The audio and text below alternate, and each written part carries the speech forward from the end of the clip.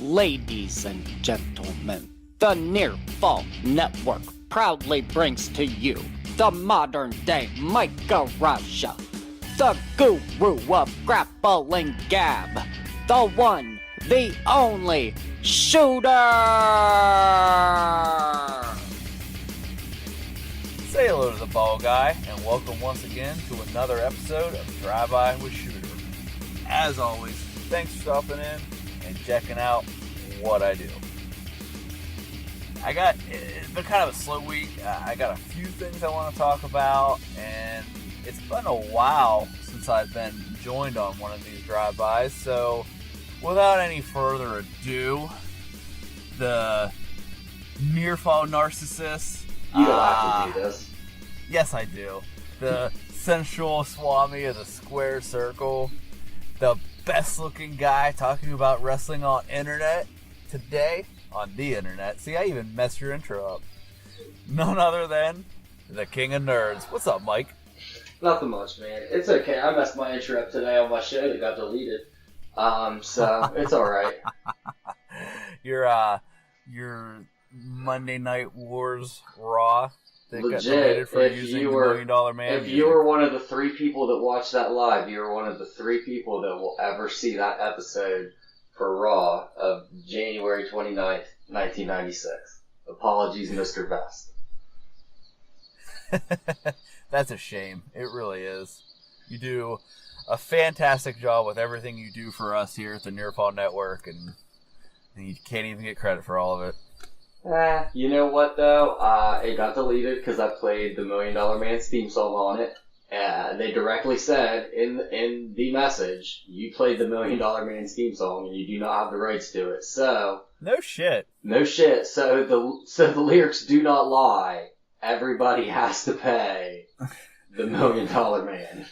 Everyone's got that price, and apparently that includes frickin' Mark Zuckerberg and Facebook. Yeah, so So it's been a relatively slow news week. We're on this. I don't want to say it's a slow season because it's definitely where the WrestleMania season kind of amps up. However, with them cutting pay-per-views in half, and we got one on SmackDown, one on Raw, which follows the Rumble, which was probably one of the best Rumbles in a damn long time. So we're building that. Not a lot of stuff going on. whoa! We just had the Radiant bust in. The Radiant just busted in. Oh, no kidding. No kidding. Wait. Wait. What's the Radiant doing on Drive-By? The Rumble. It was a good show, I guess. I just really needed more. I thought maybe there at number 29 we would get Stone Cold would come in, and at 30 we would get Kenny Omega and the Young Bucks. They'd be counted as one, and they would officially be coming to WWE to form the Bullet Club. What's that? Hold on. What's that, Mike? Dude, their contracts aren't even up yet, man, and 3 people can't count as one. Well, whatever. Thank you for letting me stop by today, Shooter. Dude, get out of here, man. I'm sorry about that. Get the hell out. I'm sorry about that, man. I'll keep that to a minimum. Oh, wait a minute. Radiant, I do have one question for you. Oh, yes, go ahead. Is it about my favorite wrestler since 2021, Shinsuke Nakamura? No. First of all, stop mispronouncing his name. Second of all, is my t-shirt in the mail? Everyone's t-shirts in the mail. That's what I thought. Now get the fuck out. He's going out. I'm sorry, I won't. Hey, that's our new SmackDown host, guys. So just get used to it. Let him in once, and he's just gonna keep coming back like herpes, you know? Yep. So anyway, I found it interesting, and I wanted to talk to you. I know that you and I like to talk about some of the wrestling talking heads. I'm actually going to leave Vince Russo out of it this week, but another one that people clamor to and think that he's just the end-all be-all of wrestling inside information is one Dave fucking Meltzer. And somebody tweeted, I'll give him credit, it was at Allen_cheapshot, was referencing Meltzer's Japanese bias, which, he claims he does not have. He clearly has. I'm going to read this off to you. If I think about it, I'll actually include this photo in the YouTube version of this video for everyone that does check it out that way. He has rated, according to this Twitter user, and I didn't research this myself, but Dave doesn't research anything himself either, so we're just going to go with it. Meltzer has rated 101 matches 5 stars or higher, which is, again, stupid, but whatever. The first one was from 1983. It was Dynamite Kid versus Tiger Mask. The latest one being the NXT TakeOver match between Andrade Cien Almas and Johnny Gargano, which received surprisingly a 5-star. I'm going to go over these numbers now, and we're going to kind of banter about this.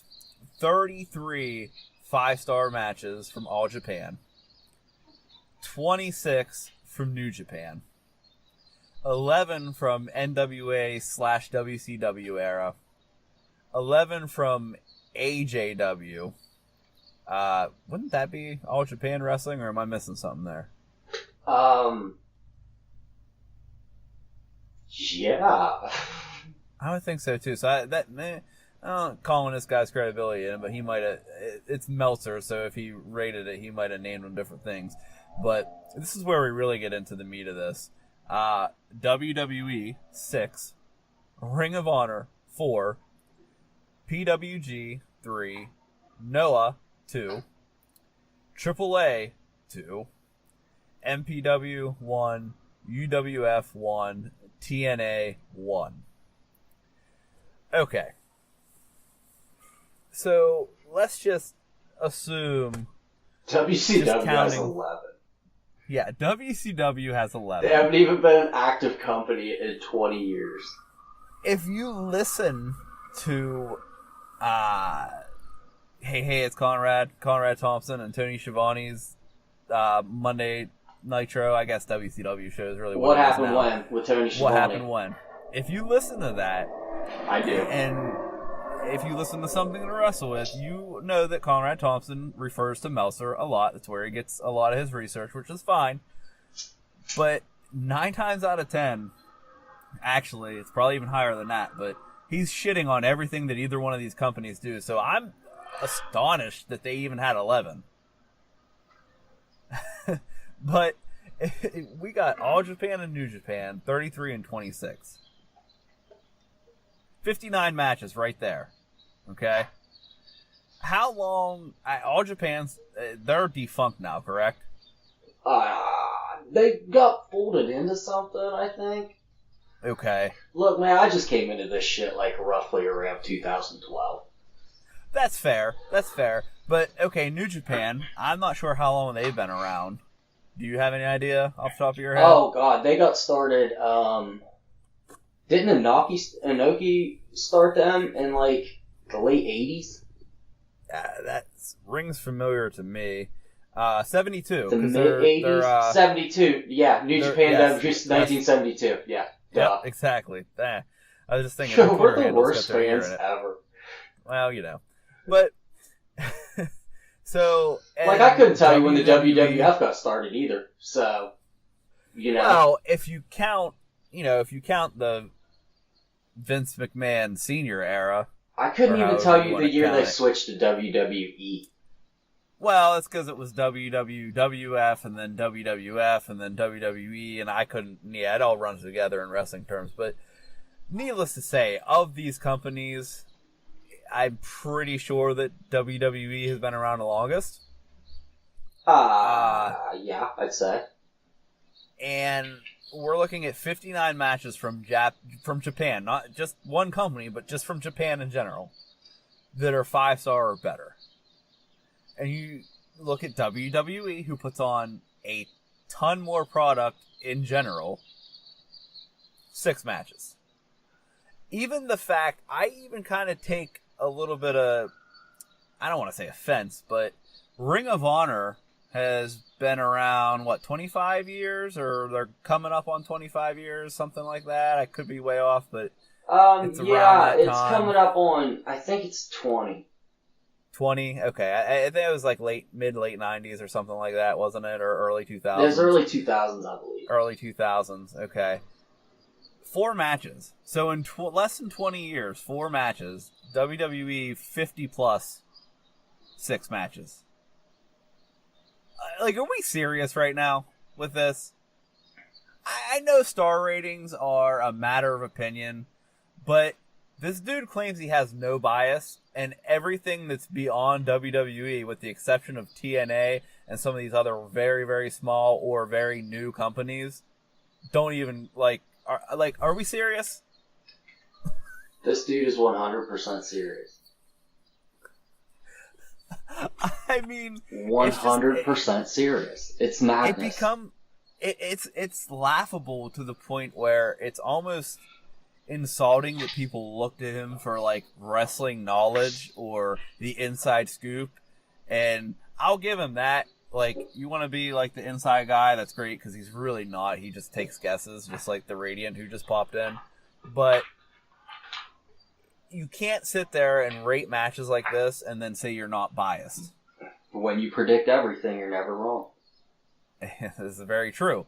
I mean, how many matches of ours that we picked here at the Near Fall Network for our year-end awards that, you know, I can't think of off the top of my head, but DIY versus the Revival, or DIY versus the Revival versus AOP. I mean, I would consider both of those 5-star matches. They were fantastic. If I'm entertained and I'm like going, oh my god, or I can't believe that happened while I'm sitting on my couch, I think that's a pretty damn good match. Yeah, I'd agree with that 100%. And he is spectacularly picky and biased. In his defense, the WWE/F whatever would probably have more 5-star matches, but the Tokyo Dome is in Japan and they do most of their stuff in America. So that is a very valid point you bring up, sir. If the Tokyo Dome, if they had more Tokyo Dome shows, they'd have more 5-star matches, man. That's just it. Or another one, if you have one in Kyoto, Japan, so that he can say Kyoto. Yeah, that's also true. He also likes that place a lot. You get a star automatically for Kyoto. You get 2 for having it in the Tokyo Dome. 3 if Kenny Omega's in the match. Well, that's true. That's true. That is very true. 3.5 if it's Omega Okada right off the bat. Yeah, and then you get that other half if the title's involved. So you automatically have 4 stars. So no shit, they only put on a 2-star match. That's how they got 6. Yeah, I think that's right. That's right. And, dude, Dave Meltzer can take this quarter-star bullshit and shove it up his ass. That drives me nuts. Yeah, just give it a half or a whole. Yeah, I do wonder about Dave Meltzer, though. What's he going to do? So he's got, like, WWF's now hiring all these international people, these indie darlings and stuff. Yes. Yeah. So what's he going to do when these guys are like populate the main roster? What's he going to do when one day we could very realistically have Ricochet versus,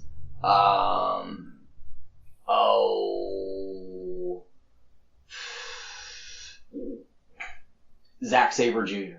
as a WrestleMania match for the Intercontinental title, and it's a ladder match. Is he not going to give these guys 5 stars, even though he's been riding their dicks? Absolutely not. I mean, he's probably the same kind of internet smart that's like, oh, well, Ricochet's career's over. He went to NXT and he's in WWE and they're going to ruin him. I mean, dude hasn't even wrestled a television match, but he's already buried. It's like the Radiant's in here with a golden shovel.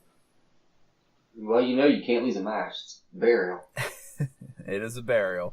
Something else that Mr. Meltzer said, and I just read this a little bit before we went to recording, Mike, is that he is reporting on Wrestling Observer Radio that, and I didn't hear this, so I'm reading this on different sites, but basically that Ronda Rousey was hired for the sole purpose of making Stephanie McMahon more popular in the mainstream. How much nonsense is that theory that Mr. Meltzer just threw out. So you're telling me that WWE hired the most recognizable female athlete in the world to make Stephanie McMahon more popular?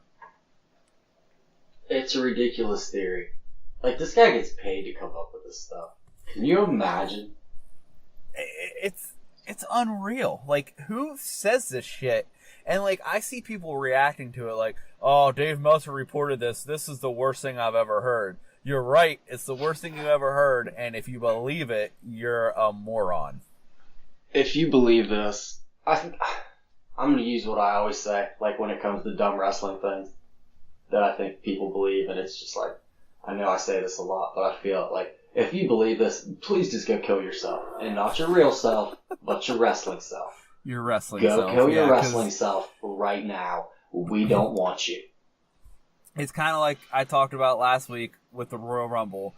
If you did not enjoy that Royal Rumble, then there's nothing WWE can do to please you as a fan. Nothing. Not one single thing. And I don't mean either Rumble individually. I just mean the pay-per-view as a whole. The whole show. If you were like that was horrible, then you're not pleasable. Go kill yourself, and not your real self, your wrestling self. Yep, absolutely. So we'll kind of keep on the whole Dave Meltzer thing. He's the one reporting it. I do believe it's kind of been confirmed that Triple H has had at least 2 weeks worth of control for 205 Live. It's now being reported that Triple H may be getting even more creative control on the main roster as well, due to Vince McMahon focusing on XFL, which is funny, because if it's true, it's the exact contradiction of what Vince McMahon said in his XFL press conference. Also, if true, and I kind of thought this at the Rumble, I thought, man, things are starting to look really different. And I didn't know if I was just like hyped from a super good show, or if maybe it already started and we just weren't aware. But I really feel like with the Shinsuke win and setting up a match that we've teased and they know the fans want, we know we're still getting Roman and Brock. And, you know, I'd be pumped if they changed that up and it went Strowman Brock or even Strowman Roman Brock. I'm good with. I don't even mind Brock versus Roman because I don't hate Roman Reigns. But if they're doing that and it pisses other people off, they're at least giving those people the Nakamura Styles match. That what else could you ask for? It's finally happening. Again. Oh my gosh. I'm so excited. It's happening though, like really. These are the first steps. Like, he's making ground. We're finally gonna get a relevant, not half retarded wrestling show. Like, and let me I'll stop you for a second. Hey Kevin Dunn. Can you hear that? Do you hear that, Kevin? Do you hear it, Kevin? It's the clock, and it's begun to tick.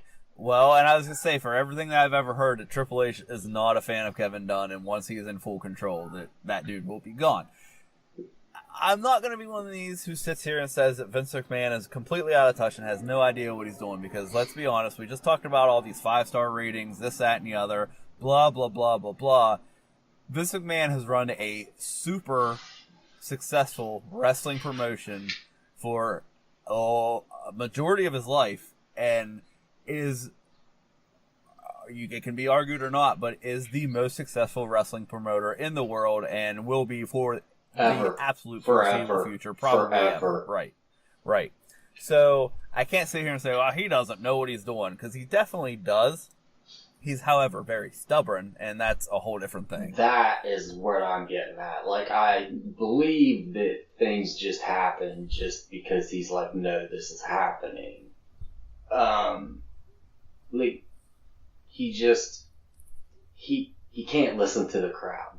You know what I mean? And I think that he's dead set in I would assume after, look, he's been recognized as the greatest promoter in the business for, almost 20 years now, since he killed WCW, right? Right. All right. I would imagine at a certain point you start to believe that.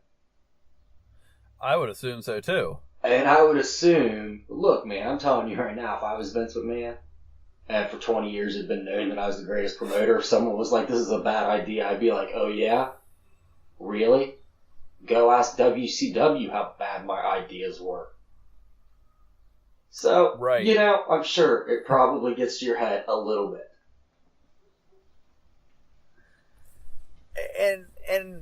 And that can cause you to...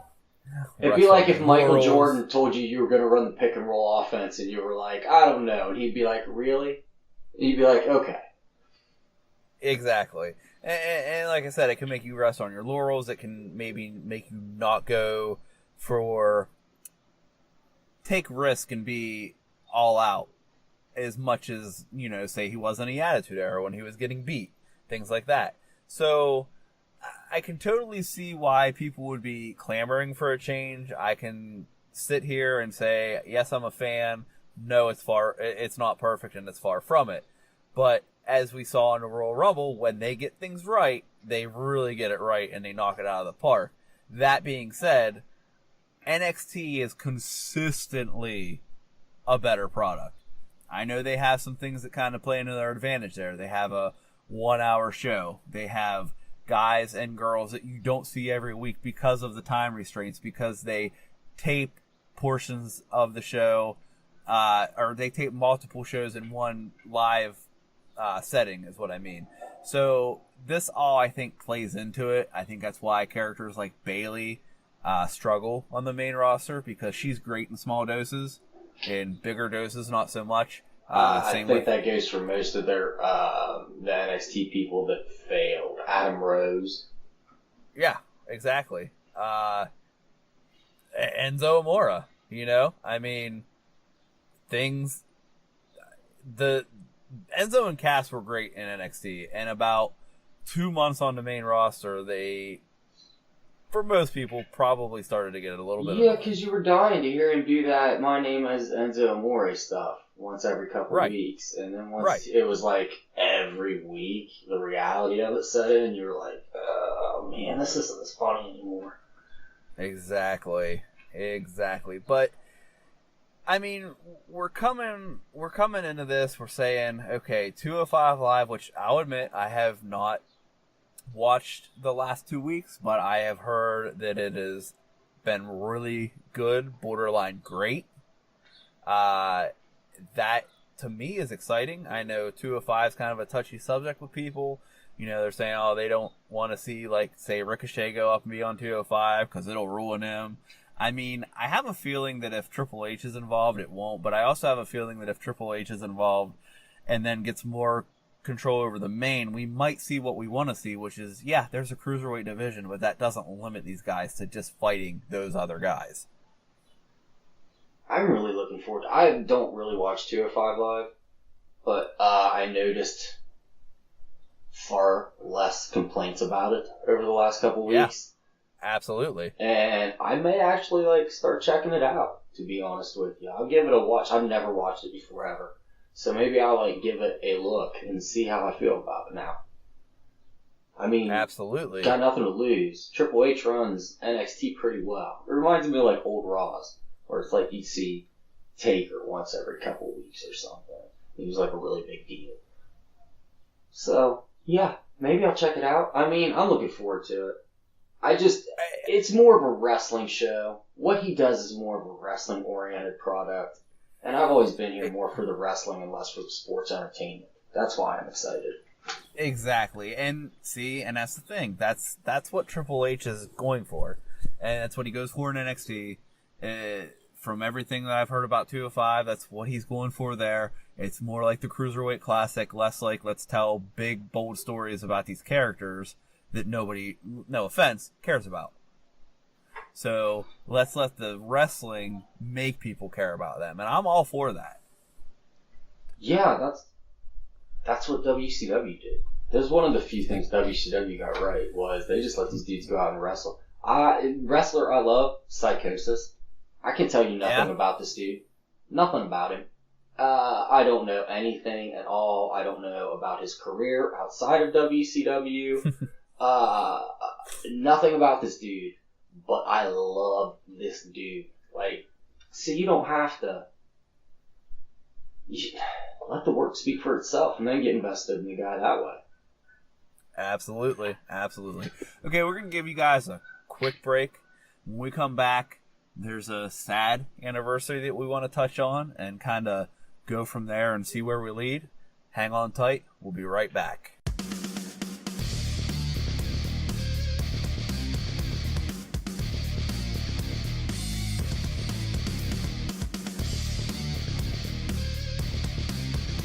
Welcome back, everyone. This week marked the 2-year anniversary of the official in-ring retirement of everybody's favorite underdog, Daniel Bryan. And I thought it was only fitting that we at least touch on this because I feel like his character is in a really odd spot right now. I'm sure that our resident SmackDown reviewer would agree with me. We have actually talked on this show, Mike, back and forth about what does this mean? What does that mean? Is he coming back? Are they clearing him? We're both in agreement that the man wants to wrestle and will wrestle again. We're both in agreement that he wants to wrestle in a WWE ring. You've brought up the point. That's where his wife works. Even if she's not currently working, like that's her company. She's not going to go work somewhere else to wrestle. It's just not going to happen. So it makes sense for him to want to be there. I've kind of, like, at first I was like, it's totally going to happen. Now I'm kind of cooled on it, but I'm not quite sure how much I'm cooled on it. Like, have you seen anything to indicate that, yes, he's getting back in a WWE ring, or to further the statement that absolutely not, it's never happening?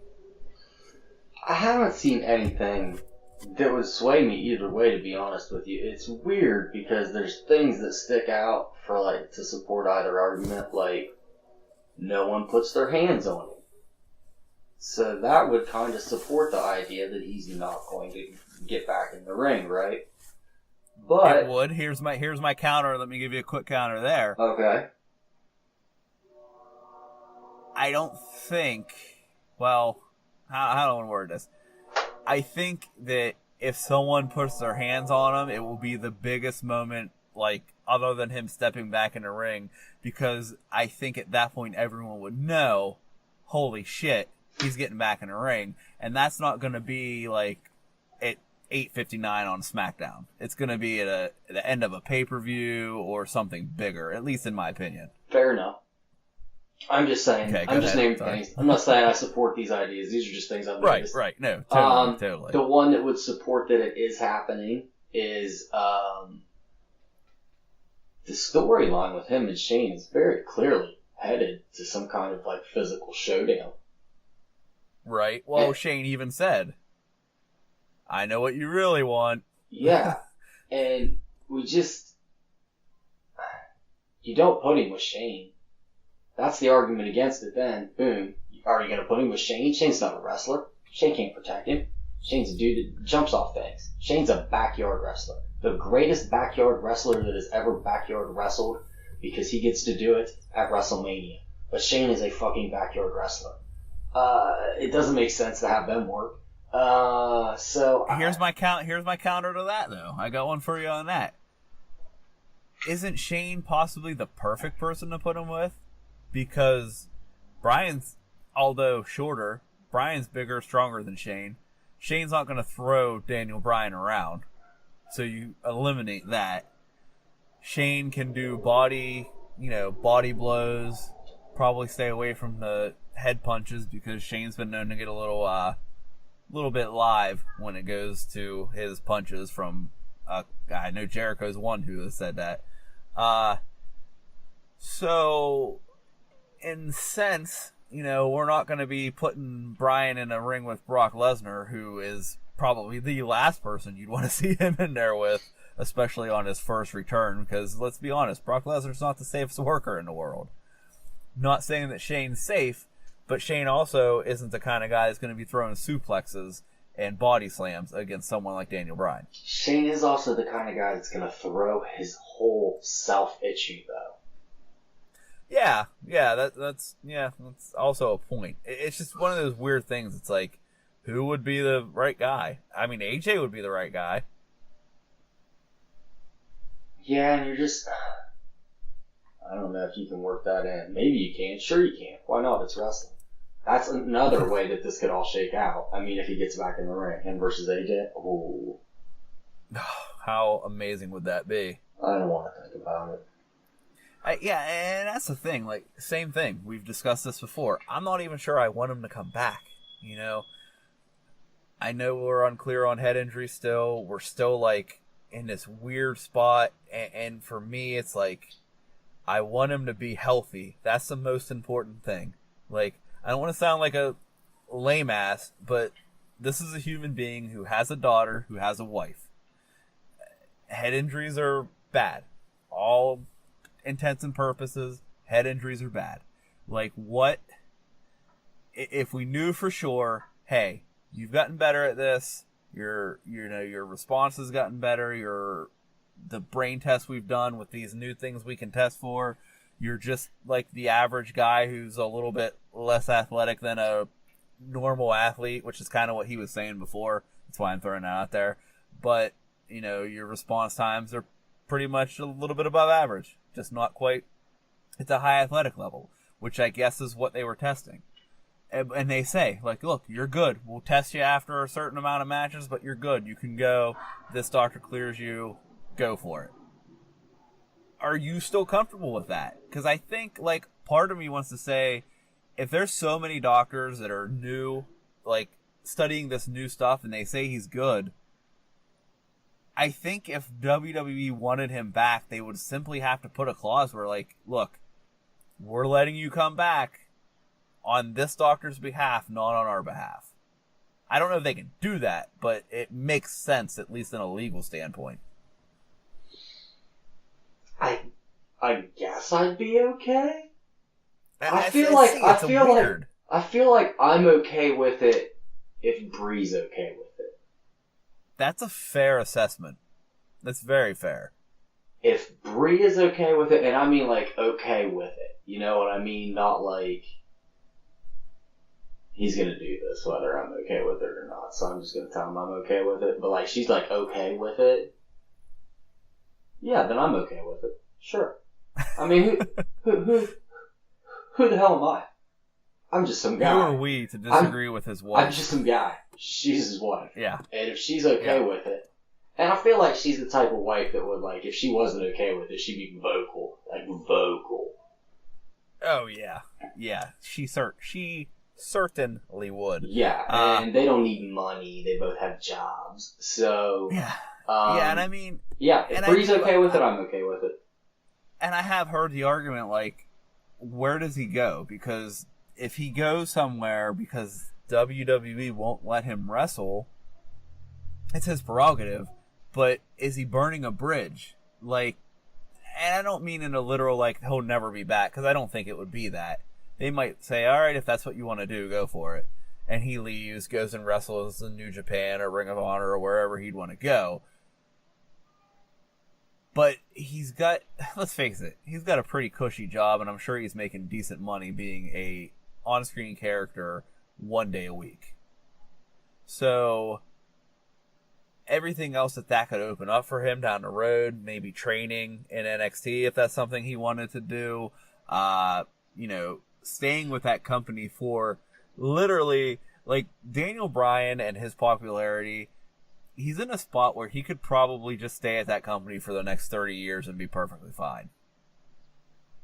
Not worry about getting cut, not worry about losing his job because of something stupid like, you know, a squabble between announcer table or whatever. If you get hurt too young, they hook you up for life. It does seem that way. So it's like, Corey and he's Graves, so beloved. Corey Graves will have a job forever. Yeah, 100%. He got hurt and let's be honest, forever, and they're going to hook him up for life forever. They were like, what do you want to do? And he said, I want to be an announcer. And they were like, okay. Boom, here we are. Daniel Bryan, they hooked up for life. Paige will be fine. Yes. If she keeps her fucking nose clean. Right. Literally and metaphorically. Right. So, I mean, I guess the way I kind of look at it, like, WWE would be absolutely insane. I mean, I know it happened before, but at this point to fire Daniel Bryan. Like, that's not going to happen. Unless something insanely unbelievable would happen, like him doing something horrendous, he's not getting fired. So, do you risk that? Like, okay, we love talking about wrestling. Let's say we're getting paid to talk about wrestling, just like we are right now, and we can do whatever we want, and we're making a decent living at it.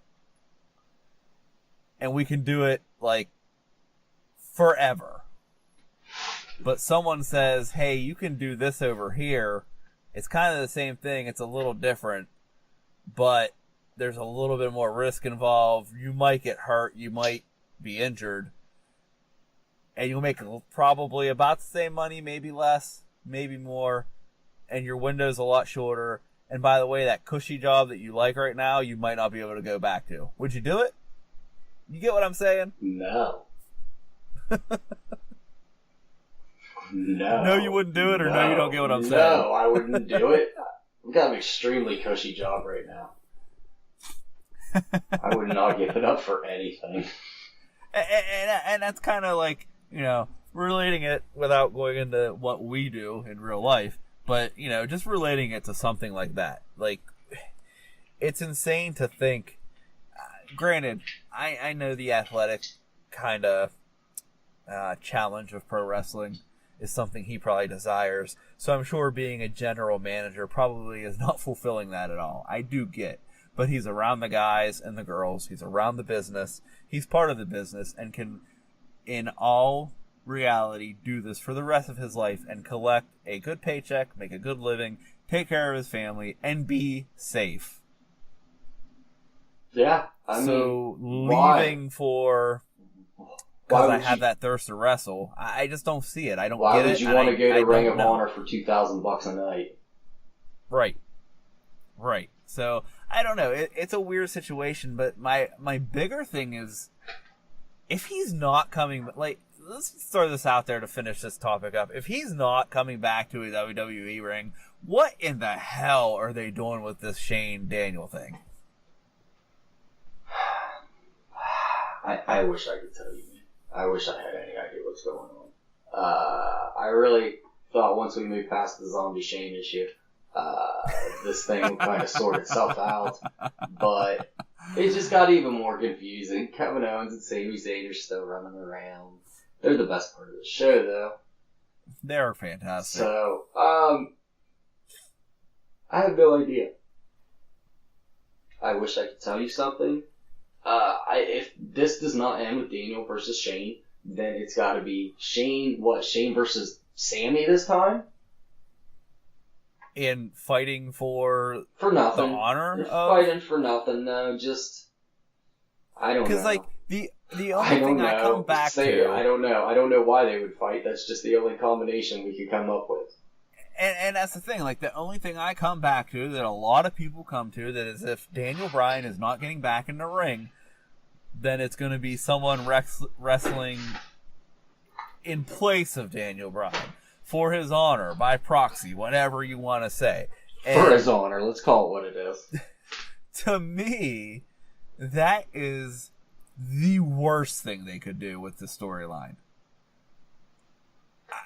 I would rather them, like, do some fake out kind of where Kane chokeslammed Daniel Bryan, but some fake out Daniel Bryan got physically hurt in the back, but we didn't really see what actually happened because it didn't actually happen, to where now he's even more injured than before, and, you know, Shane's all apologetic, or Shane, it was all his fault, and now he's the evil mastermind, and there's no in-ring payoff because Daniel Bryan's so injured he's off TV for 6 months. You know what I mean? Rather than him getting back in the ring. And then when he does come back, well, now we got to put him on Raw because he hates Shane so much that he'd have to get physical when he can't.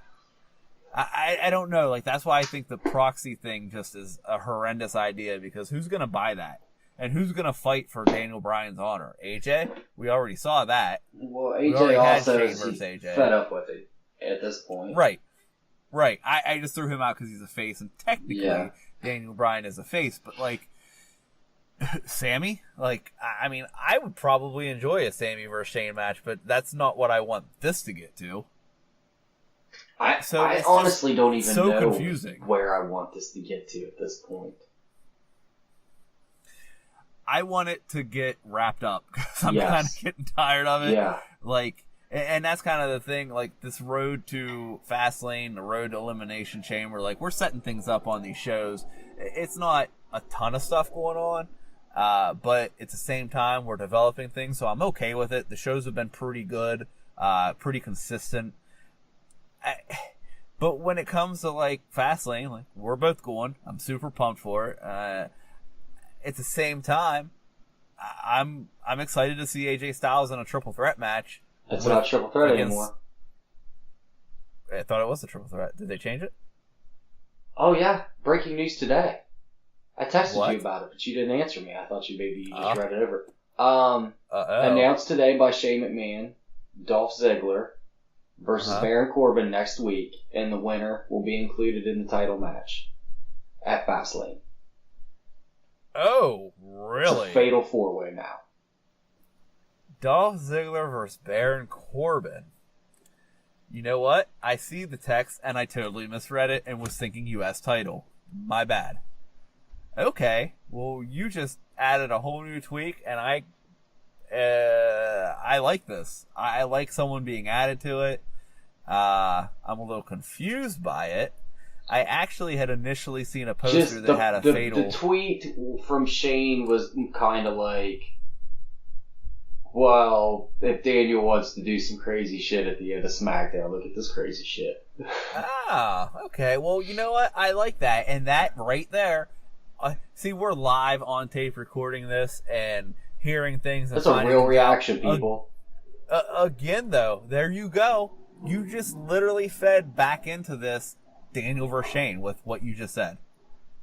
Yeah, I know. If that's the tweet, if it's, hey, he can do this, I can do that, like, we're still feeding this, guys. We are still feeding this.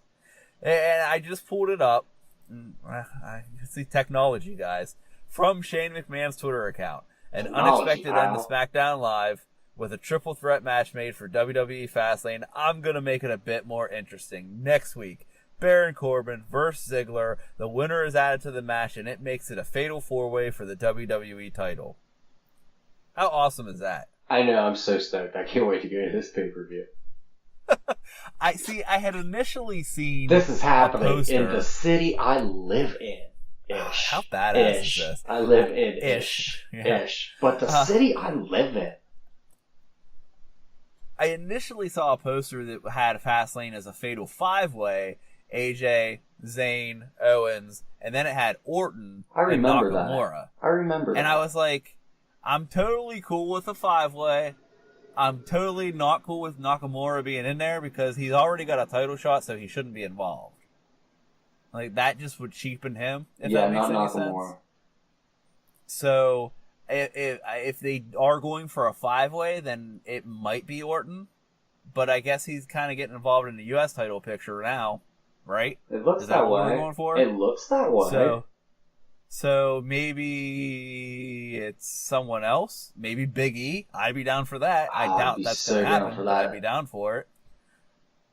So yeah, or maybe it stays a fatal 4-way. Hey, either way, I'm excited to go to the Fastlane, and you literally just changed my excitement level for the build to Fastlane from I'm excited because I'm going to. Okay, this just got interesting. So hey, thanks for that, King. Yeah, you're welcome. I'm a giver. So anything else you want to touch on? I mean, Elimination Chamber setting up pretty good. I like the fact that Alexa Bliss calls out that why does she have to defend her title in Elimination Chamber and Brock doesn't have to. But obviously, and I've seen people complaining why is Nia going against Asuka next week, and then if she wins she gets added. Nia's not beating Asuka, guys. It's not happening, so don't complain. This is merely a device, and I could be wrong, but I'm going to try to predict one thing so I can be right or wrong. This is merely a device where Nia is going to lose to Asuka, but Asuka, after the Elimination Chamber, is going to pick Charlotte to go after for her Rumble win. because I imagine Bliss will retain in the Elimination Chamber because they're going to make her look like a complete badass by winning this damn thing, which they need to do because they haven't done much for her in the last 2 months. And then Asuka's going to say, I already beat you. I don't need a title. I want to beat the best, and she's going to go against Charlotte. That now leaves Nia, who maybe does a decent showing against Asuka but loses, as the number 1 contender. I mean, if everybody else loses in the Elimination Chamber, then yeah. Bliss has beat everybody. You all got to go back down to the bottom. That automatically moves Nia up, especially if Asuka's gone. Which is also a good reason for Asuka to beat Sasha Banks, beat Bayley. Now she'll beat Nia. Who else does she have to beat on the roster? She already beat Bliss in a non-title.